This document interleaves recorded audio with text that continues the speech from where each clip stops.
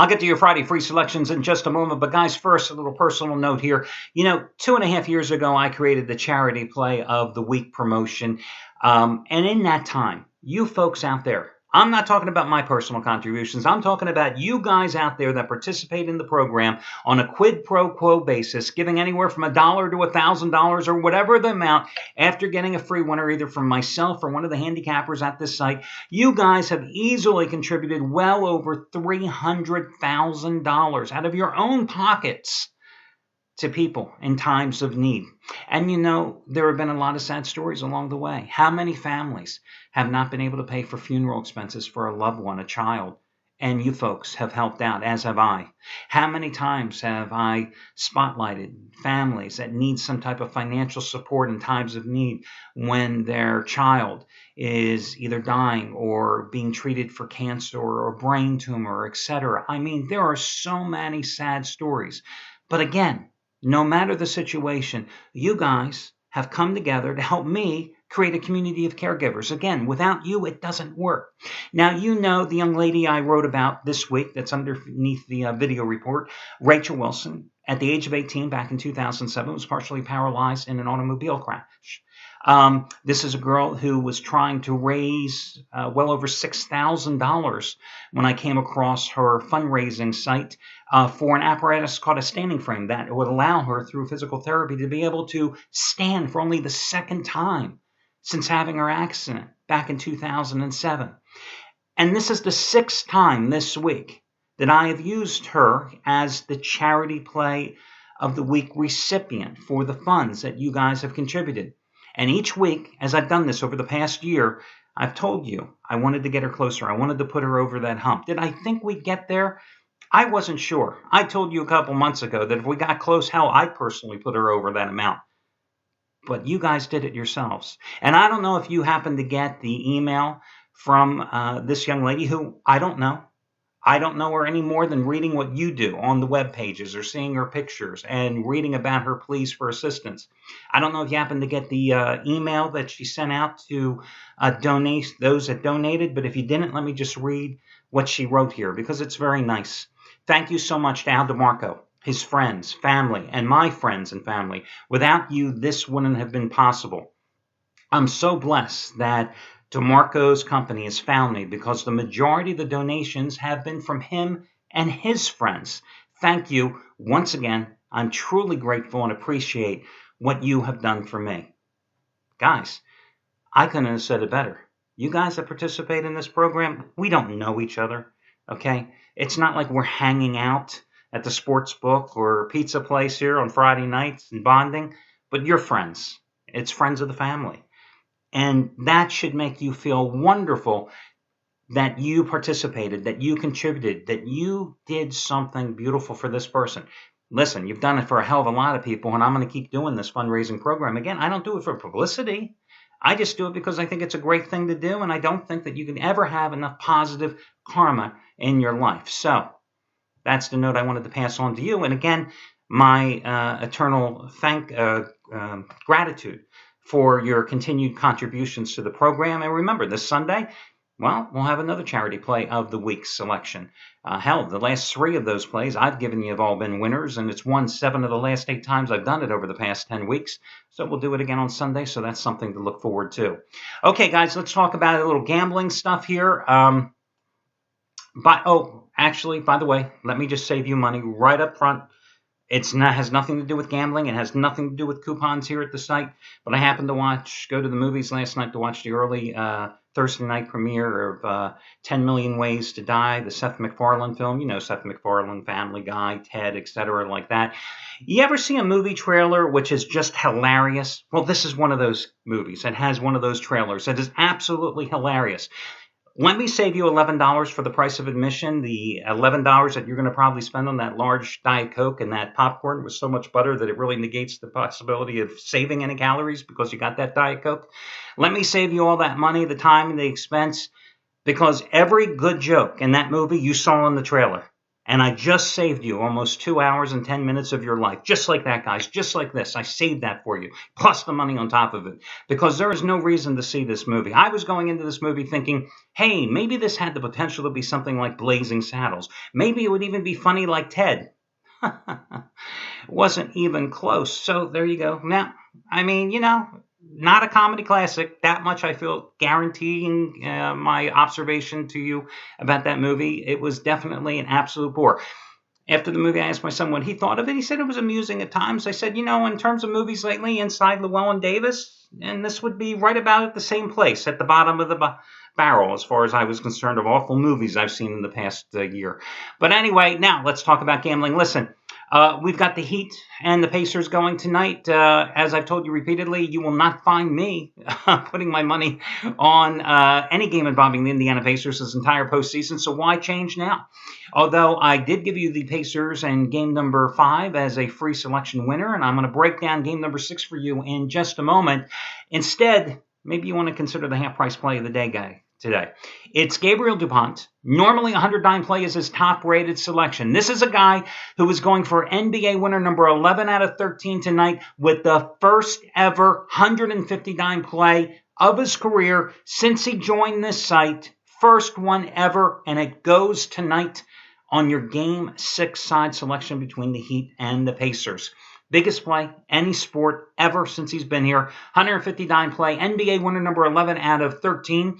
And obviously almost 3 times bigger than last night's 60-dime winner with Oklahoma City and San Antonio staying under by like a half point to a point. And you can get it for half price simply by using the coupon code HALF, H-A-L-F. The $9 payday pick, Scott Delaney, 100-dime winner in the NBA, number 7 out of 9. Eastern Conference total of the year, the Heat Pacers over-under. Just as strong as the 100-dime play he cashed last night with the San Antonio Spurs. $10 bettors up over $10,000 in the NBA this season already. And you get it for $9 by using coupon code SD9. His initials for Scott Delaney, SD9. You get it for $9 simply by using that coupon code SD9. A little heads up for you. Brad Wilton, and you know the success he's had going back the last 10 months. He has a 100-dimer on this play as well. And to put it in perspective for you, he had a 100-dime play on the Seattle Seahawks in the Super Bowl and one of only 3 handicappers at the site to win that game. This play is as strong as that one. He and Delaney have the exact same total for tonight's game. So there's your consensus. And of course, you can save $25 off a single purchase here by simply using coupon code SAVE75. Save 25. Save $25 off a single purchase here. Save $25. I don't even know what I'm saying sometimes. See, that's what watching that movie last night did to me. It definitely affected me mentally. I think it robbed me of some brain cells having to sit through those 2 hours of agony. Okay, let's talk about the free selections here. Breaking down the NBA contest, the Heat tonight. Gee, what a surprise. They're an overwhelming favorite at home, laying 7.5 to 8 points. Okay, I mean, the Pacers played good at times in game number 5, but let me ask you this. LeBron James, saddled by foul trouble in that contest. I mean, he had 7 points for the game, right? Shot 2 for 10, played only 24 minutes. When he picked up his 5th foul with 8.5 minutes to go in that game, the Pacers, in a do-or-die situation, with LeBron playing awful in the limited time he had been on the floor because the referees had handcuffed him, at that time, the Pacers were still trailing by 8 points. Okay? They were down by 8 then. Now, LeBron goes to the bench. The next 10 possessions or next dozen possessions, suddenly Pacers show up and they take a 5-point lead. And that really was the impetus for them going on to winning the game. Okay, do you really think the calls are going to go against LeBron in this game after he was handcuffed in game number 5 with game number 6 being played tonight in Miami? Ain't no way. It's going to be home cooking here tonight. So, LeBron, I'm expecting a huge game. I do not expect Paul George to once again score 142 points like he did in game number 5. Okay, he only had 37, but it seems like every key shot down the stretch, this guy was just taking them to the hole and scoring. I've told you repeatedly the Pacers are such a schizophrenic team. They would seem, from a financial investment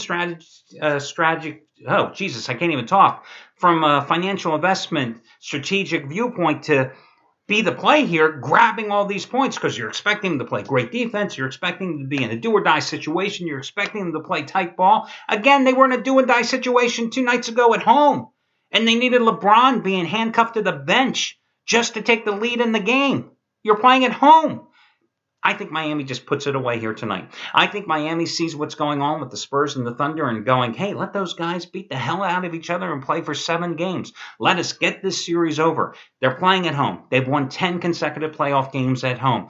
Do I think the Pacers are going to have a 22-8 free throw advantage like they did in game number 5? No. I think Miami's going to be much more aggressive. I think the Heat's defense will once again prevent the Indiana Pacers guards from getting the ball down low to George, to Hibbert, to David West. Who knows if Roy Hibbert will decide to play tonight? You know, he only appears apparently every other game for the past 3 months.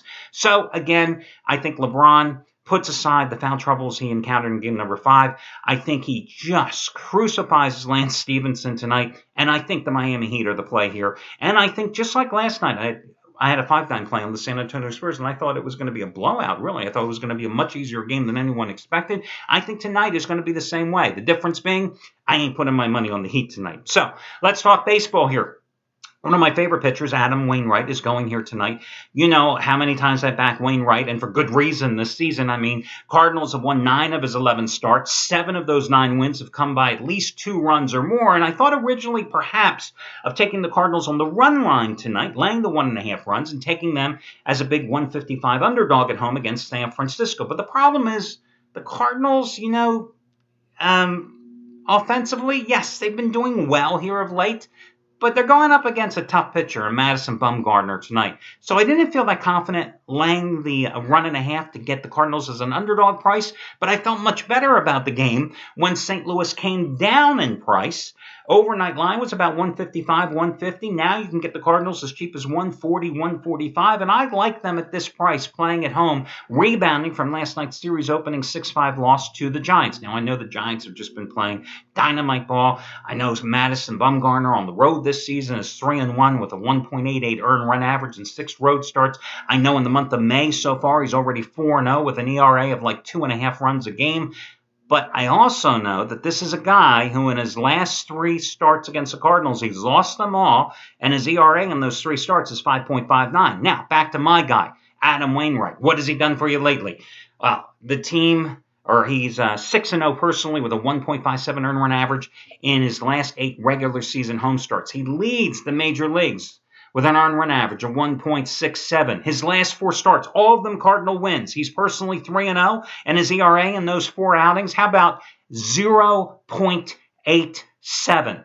Oh, and FYI, he's won his last 3 starts against the Giants with an ERA of 1.57. So again, getting St. Louis at minus 140 to 145, who needs to play him on the run line? I'll take them here. Yes, I know the Cardinals have struggled here of late, losing 3 of their last 4. But remember, they have been doing okay offensively in that stretch, 19 runs. And I know the Giants have won 7 of their last 8, okay? But the Cardinals haven't lost 3 games in a row all season long.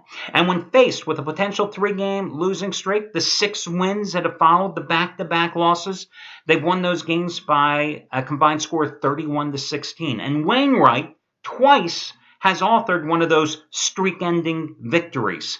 I think he does it again tonight, and that's why I'm going with the Cardinals. Your final free selection. Yesterday, I gave you a free play on the New York Mets at Philadelphia, and today I'm going to give you the Phillies to bounce back in this game with A.J. Burnett, who certainly has not pitched well here of late with an earned run average over 6 in his last 4 starts. But, you know, he's always pitched well against the Mets in his career with a 3.39 ERA and 20 lifetime starts against them. And in his last 5 starts against them, of course, pitching primarily with the Pirates, 3-0 with a 1.59 ERA. Now, the Mets are going with the rookie, Rafael Montero. Team has lost all 3 of his starts since he was put into the rotation. They've scored a total of 2 runs when he's been on the hill in those 3 starts combined. And he's got a 4.96 ERA in those outings. He's given up 14 hits, and more importantly, he's walked 9 batters in 16 1/3 innings. And he's got some very high pitch counts as well. He's thrown 108 pitches, 97 pitches, 113 pitches in those 3 starts. But he's only worked 6 innings, 4 1/3 innings, and 6 innings. One of the reasons, he's issuing so many bases on balls. I pointed out yesterday the Mets have done extremely well in Philadelphia, and they've now won 6 straight in Philly. And the Mets have also won 3 in a row and 4 of their last 5 overall. And the Phillies, let's face it, they're kind of like the Indiana Pacers offensively. You never know what you're going to get, you know? No hit one day, score 11 runs the next, shut out last night, score 9 runs the day before. I think tonight is one of those games. Phillies have split their last 6 games. Up, down, up, down, up, down. Well, I say they go up tonight. So it's a hunch play, but I do like Philadelphia tonight. And I like the price, too, with the Phillies minus the 125. But more importantly, I think that Burnett rebounds after a string of tough starts and gets back into the groove again this evening. So Philadelphia, St. Louis, and the Miami Heat are your 3 free selections. 3-0 sweep with the freebies the past couple of days. Let's look to keep the good times going, and I will catch you again on Saturday morning.